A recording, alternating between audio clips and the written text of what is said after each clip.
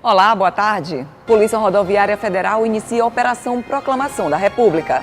Tribunal Regional do Trabalho discute reforma trabalhista em evento de comemoração aos 30 anos da Constituição Federal.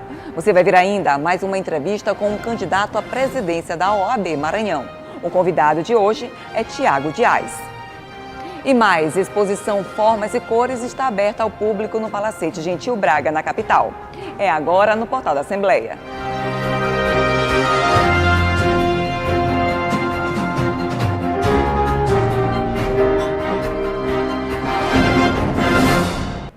A Polícia Rodoviária Federal deu início hoje à Operação Proclamação da República com o objetivo de combater as infrações de trânsito que podem resultar em acidentes nas estradas federais. As fiscalizações vão acontecer durante os próximos 5 dias em todo o país. As informações com o repórter Ronald II. Olá, a operação começou desde o começo desta quarta-feira e segue até às 11 horas e 59 minutos da noite deste domingo. O objetivo é intensificar as fiscalizações pelos principais pontos das rodovias de todo o país. Ao meu lado, o assessor de comunicação da PRF no estado do Maranhão, Antônio Norberto, para falar sobre a operação aqui no estado. Norberto, o que é que muda na rotina dos policiais, na rotina do trânsito durante o feriado prolongado?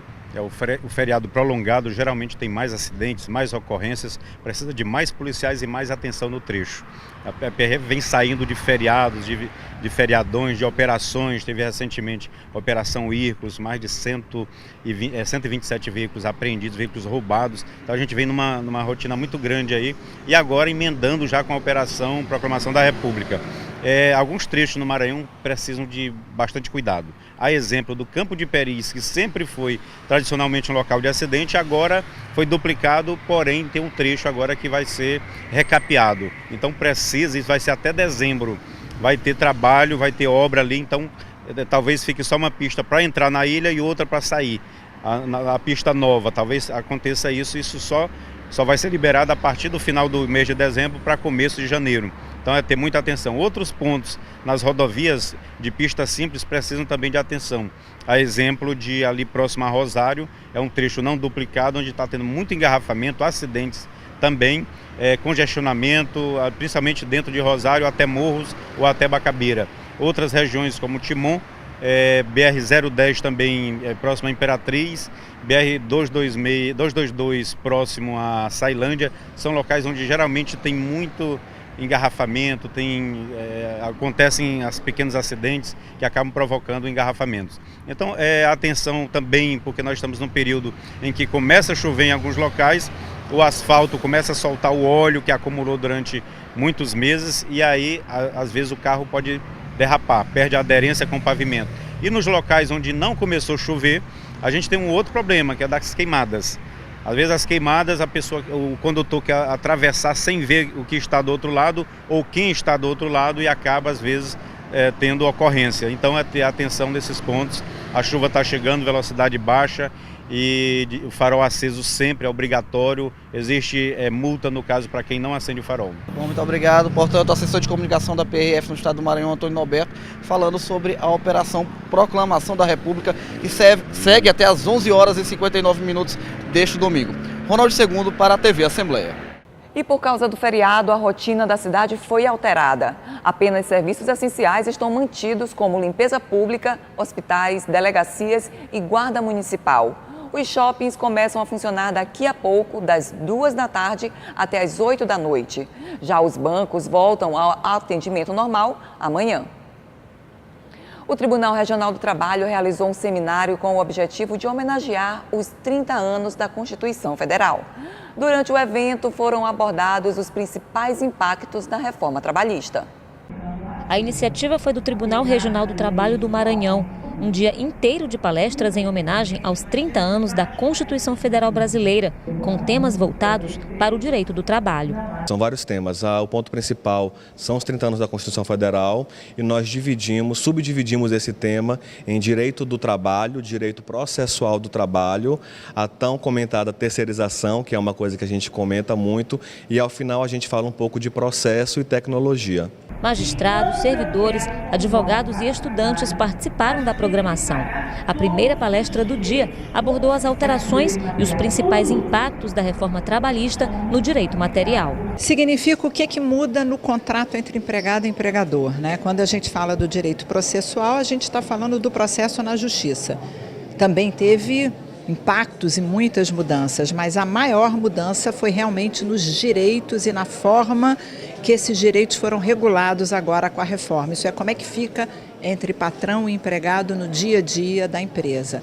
O primeiro momento foi buscar conhecimento, a nova reforma está aí, a gente precisa buscar mais informações acerca dela, o que foi bom, o que não é bom. Então isso é muito importante para nós que somos quinto período de direito, né?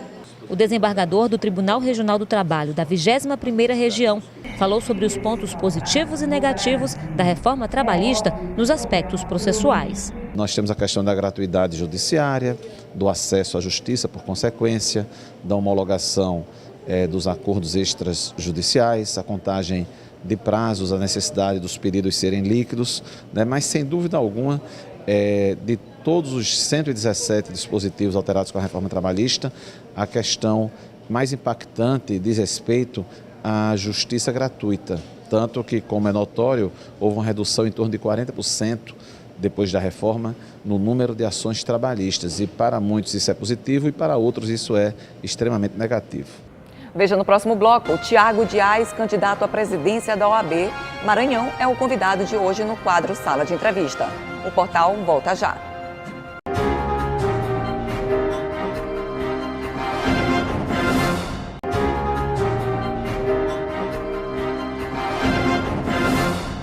O juiz Ângelo Santos, presidente da Associação dos Magistrados do Maranhão, esteve no quadro Sala de Entrevista de ontem. Reeleito com 88% dos votos da magistratura maranhense no último sábado, ele falou sobre a marca da sua gestão e os desafios para o próximo mandato. Durante sua participação no quadro Sala de Entrevista do telejornal Portal da Assembleia, o presidente da AMA, a Associação dos Magistrados do Maranhão, juiz Ângelo Santos, respondeu aos questionamentos da jornalista Natália Macedo e também do procurador-geral da Assembleia Legislativa, o advogado Tarcísio Araújo. Reeleito no último sábado, com 88% dos votos da magistratura maranhense, ele falou sobre as marcas da sua gestão e também sobre os desafios para o novo mandato. Observou ainda que o espaço que a TV Assembleia abre para o debate é importante para a sociedade conhecer as propostas, ideias e o trabalho desenvolvido pelos magistrados. É o momento de nós nos aproximarmos do cidadão, de apresentarmos ideias, esclarecermos assuntos que às vezes não chegam à população. O judiciário às vezes precisa disso, precisa dessa voz, precisa levar também as suas dificuldades de transmissão dessas ideias, mas também a gente precisa de espaços como esse também para apresentar o trabalho, que é um trabalho duro, trabalho do dia a dia, que muitas vezes não conhece, ou tem uma visão equivocada do nosso trabalho. Então, eu só tenho que agradecer a oportunidade que eu tive hoje e já me coloco à disposição para outras oportunidades. Dos 10 minutos de entrevista, 5 foram destinados ao direito de resposta às declarações sobre o judiciário do advogado Mozar Baldez na última segunda-feira, durante sabatina que a TV Assembleia tem feito com os candidatos à presidência da Ordem dos Advogados do Brasil, seccional Maranhão. Eu não esperava outra atitude da TV Assembleia, porque sei do caráter dos dirigentes, sei do caráter dessa casa, sei do trabalho que é feito da mídia, uma mídia verdadeira, que exerce aqui sempre estive aqui em outras entrevistas, então eu não esperava outra atitude da TV Assembleia e nós viemos aqui justamente isso, esclarecer, porque nossa magistratura merece todo o respeito, porque tem verdadeiramente dignificado a toga que usa, que verga e tem verdadeiramente levado um trabalho digno à população maranhense. Durante toda essa semana, abrimos espaço em nosso telejornal para que todos os candidatos à presidência da Ordem dos Advogados do Brasil, seccional Maranhão, apresentem suas propostas. O convidado de hoje do quadro Sala de Entrevista é o atual presidente da OAB, Tiago Dias.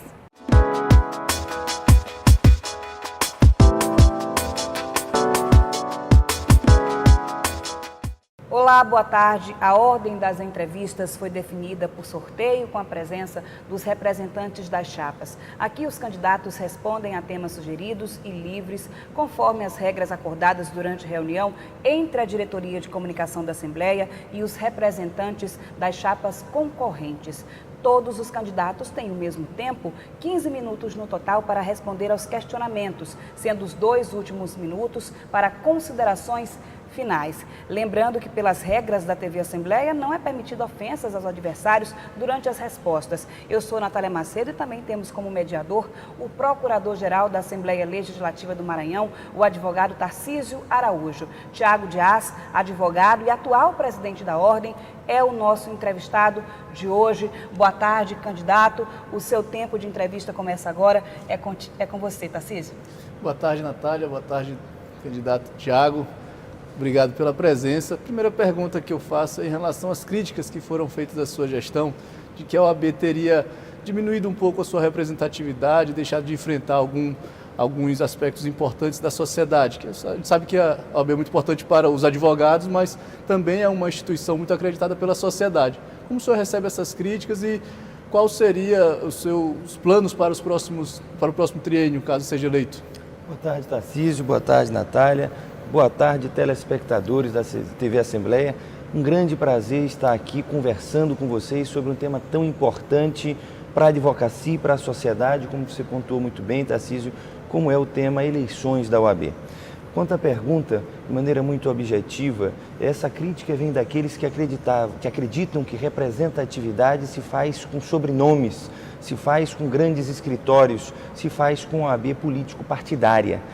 Nossa ordem hoje é muito mais representativa, muito mais próxima da sociedade, ocupa muito mais espaços do que ocupava antes. Como exemplos e números de maneira muito precisa, nós tínhamos na OAB, Tarcísio, quando eu assumi a OAB, 38 comissões.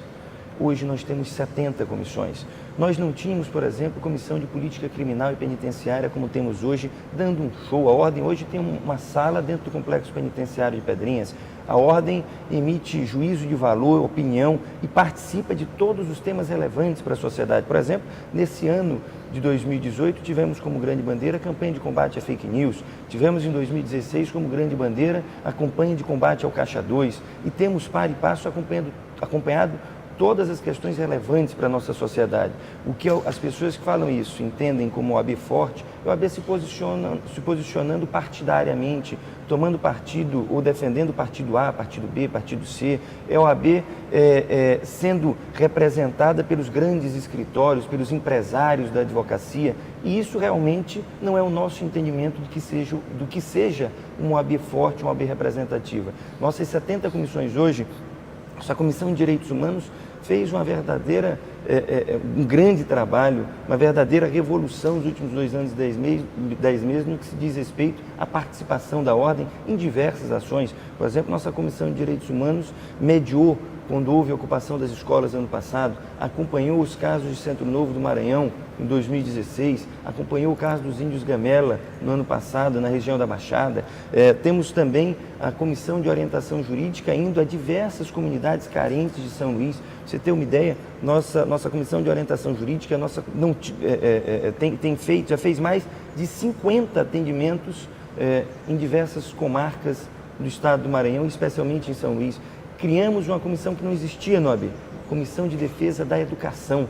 Essa Comissão de Defesa da Educação, firmamos um convênio, Tarcísio, com a Secretaria Municipal de Educação de São Luís, e nós temos o projeto OAB nas escolas. Temos ido às escolas municipais de São Luís, levando um pouco de cidadania, princípios de direito constitucional aos alunos de ensino médio. Temos buscado parceria com as universidades. Isso é uma OAB forte, isso é uma OAB representativa, uma OAB próxima da sociedade e próxima do advogado, como temos buscado estar.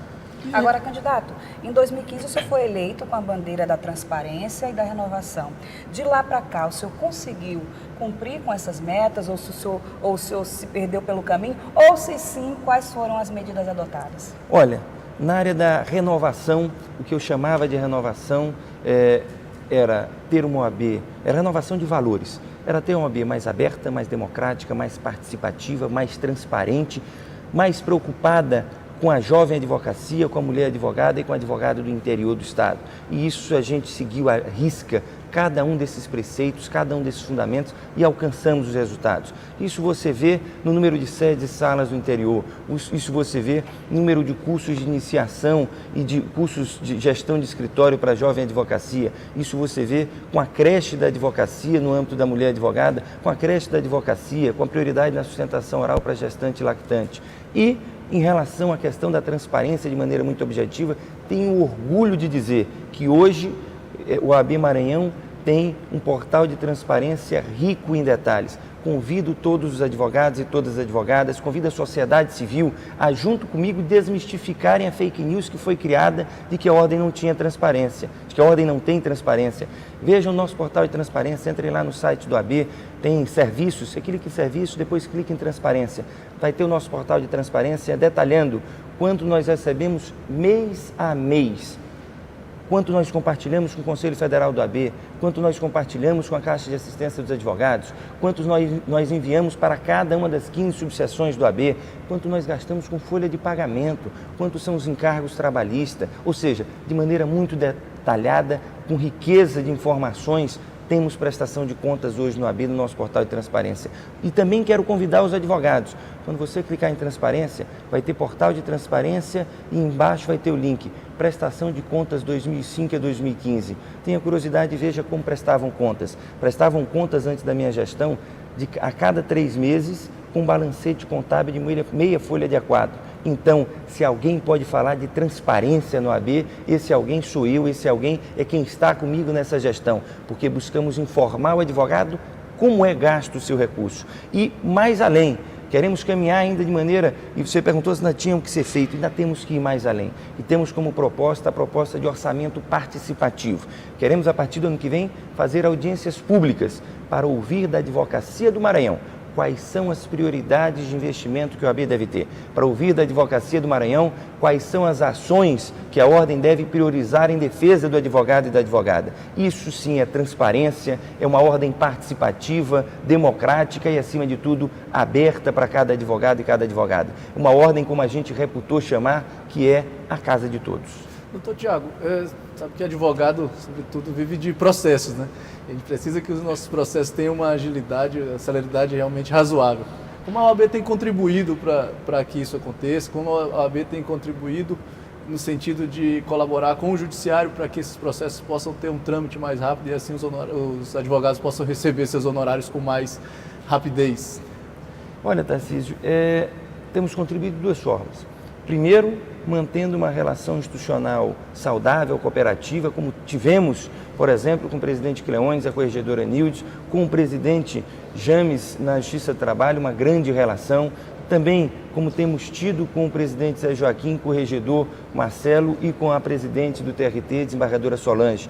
Relação cooperativa que fez a gente ter inúmeros avanços. Por exemplo, participamos da instalação do Sejusc na Justiça do Trabalho, que tornou muito mais céleres as audiências inaugurais. A advocacia trabalhista sabe o que estou falando, conhece os Sejuscs, sabe o quanto o Sejusc ajudou e facilitou no trabalho, no dia a dia da advocacia trabalhista. Temos contribuído cobrando também. Além de ter uma relação institucional harmoniosa, nós precisamos fazer as cobranças que têm de ser feitas. Quando eu assumi o OAB, existiam 16 comarcas no Maranhão que não tinham juiz.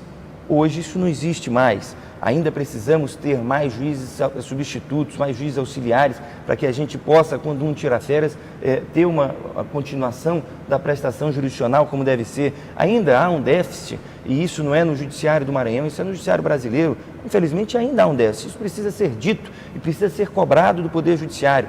Verdade que nós temos 110, quase 120 milhões de processos, é um número muito grande de processos, mas a advocacia e a sociedade exigem que se dê uma solução rápida, célere para isso.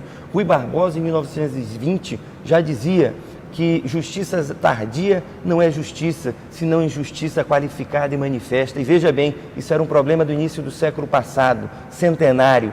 Precisamos combater agora com muito mais ênfase. Mas, dentro desse prisma, a Ordem tem dado toda a sua contribuição, feito as cobranças que precisa fazer. E falando de honorários, que a advocacia vive de honorários, nós tivemos uma grande conquista nessa gestão. Quem advoga há mais tempo sabe que em 2015 a lógica é que os alvarás judiciais fossem expedidos exclusivamente em nome das partes. E hoje a lógica é outra, por cobrança da OAB, pelo diálogo da OAB com as instituições, hoje os alvarás são expedidos em nome dos advogados. Quem milita especialmente na Justiça do Trabalho e nos juizados sabe como era difícil. O cliente pegava o alvará, recebia o valor e não repassava os honorários dos advogados. Isso não acontece mais. Hoje o alvará é expedido em seu nome, advogada, é expedido em seu nome, advogada, e você vai lá, faz o repasse do cliente, mas garante aquilo que é sagrado à advocacia, que é a nossa remuneração, verba alimentar, os nossos honorários. Agora, candidato, só falou ainda há pouco que, se reeleito, vão haver audiências públicas, né, para ouvir a classe, para ouvir os advogados. Nesses últimos 3 anos, essa relação de ouvir, né, a categoria não aconteceu? Aconteceu. Tivemos, eu não vou saber te enumerar, mas incontáveis audiências públicas no AB. Eu tive audiência pública tratando, por exemplo, da questão do piso salarial da advocacia e criamos na minha gestão o piso ético salarial da advocacia, bandeira antiga da advocacia do Estado do Maranhão, que infelizmente não andava. Ouvimos em audiências públicas em São Luís, em Imperatriz, em Caxias, a advocacia para ter o piso ético salarial.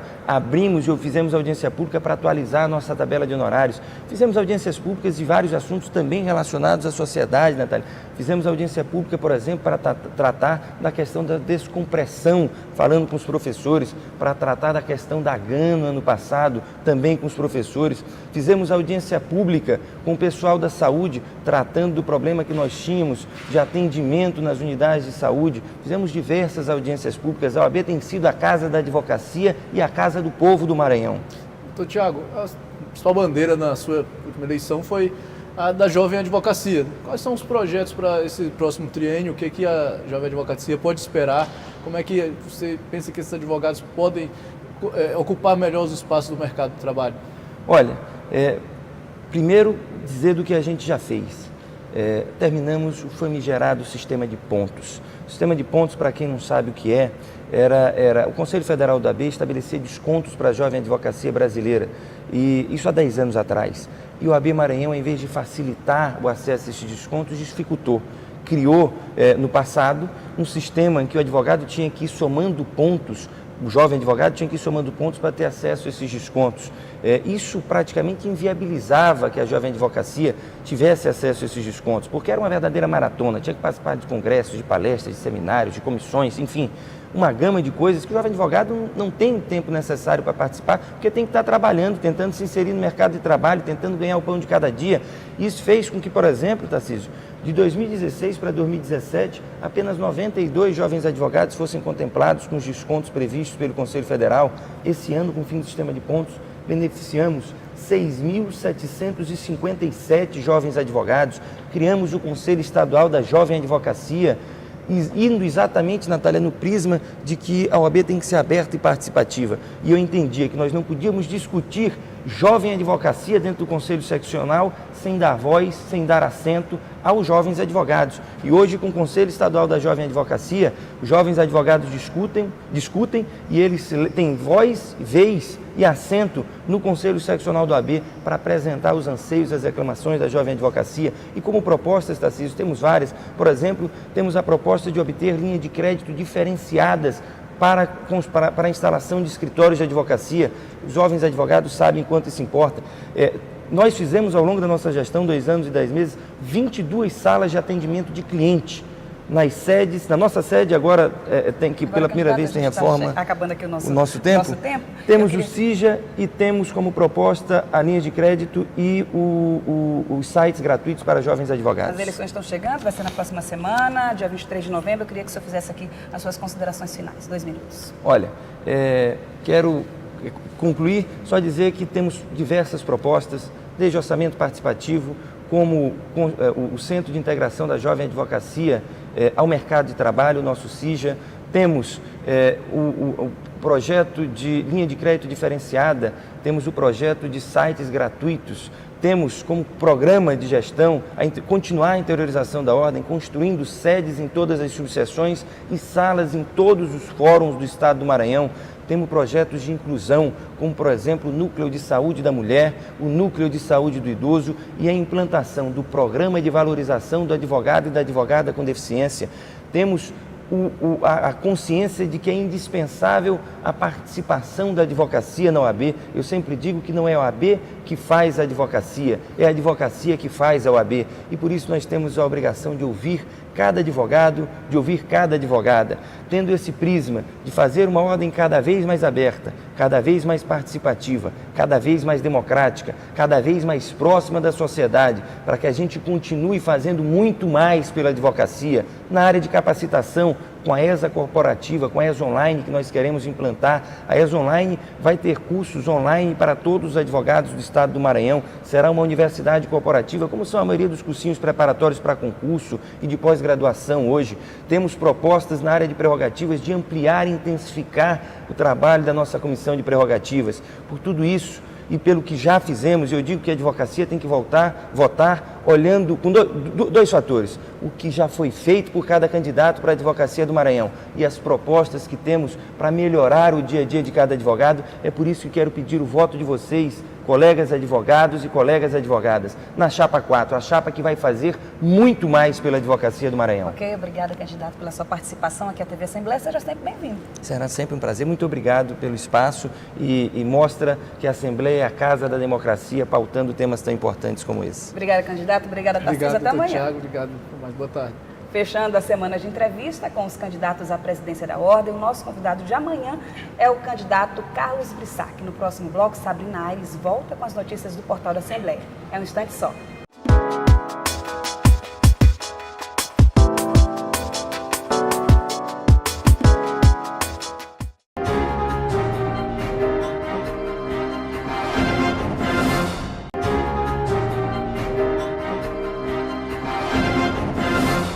Ainda estão abertas as inscrições para o curso de licitação e formação de pregoeiros que acontece na próxima semana na capital.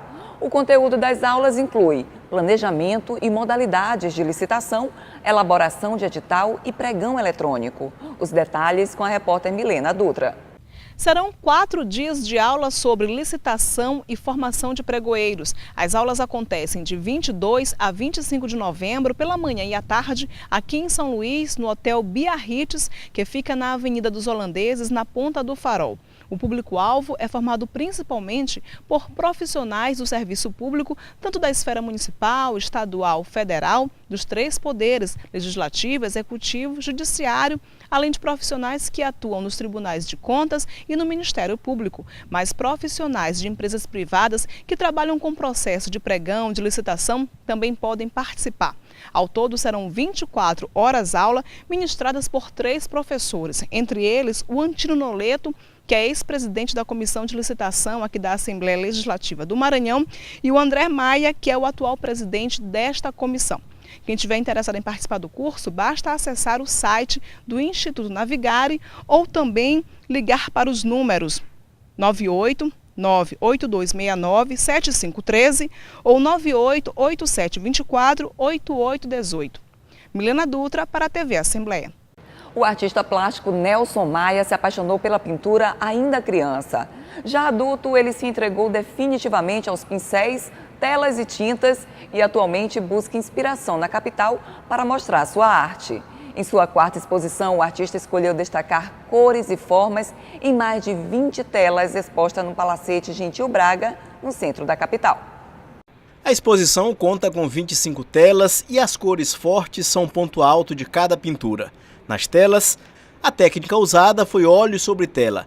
Nascido em São Luís e criado no centro histórico da capital, Nelson Maia se apaixonou pela arte da pintura aos 5 anos de idade. A exposição Formas e Cores é a 4ª exposição do artista plástico e a 2ª a ser apresentada no Palacete Gentil Braga por Nelson Maia, que buscou inspiração na capital. A minha fonte de inspiração é a nossa própria ilha, nossa própria capital, né?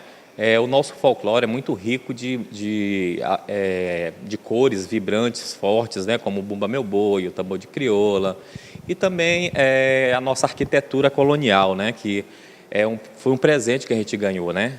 Aquela beleza que existe aqui no centro histórico e que as pessoas deviam preservar até mais um pouco, né? Porque a gente às vezes vê abandonado o nosso centro histórico hoje, né? Mas eu me inspirei nisso mesmo, no nosso folclore, nas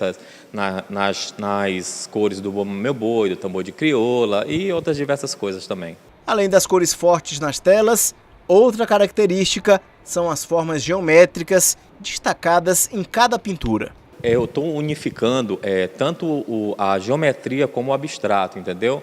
Aí as pessoas vêem do jeito que elas queiram ver, entendeu? Do jeito que elas precisarem ver, de qualquer forma. Mas aí fica a critério também do público, né? O Palacete Gentil Braga fica na esquina da Rua Grande com a Rua do Passeio, no centro de São Luís. A exposição ficará até o dia 30 de novembro e a entrada é gratuita. E está aberta para visitação também de escolas, de entidades, né? Um espaço muito rico, onde está aqui a exposição de artistas locais, né? E o Departamento de Assuntos Culturais, ele proporciona isso através de um edital que acontece, que foi lançado em janeiro, que abre o espaço para os artistas que estão com suas carreiras consolidadas, mas também artistas que estão iniciando suas carreiras, né?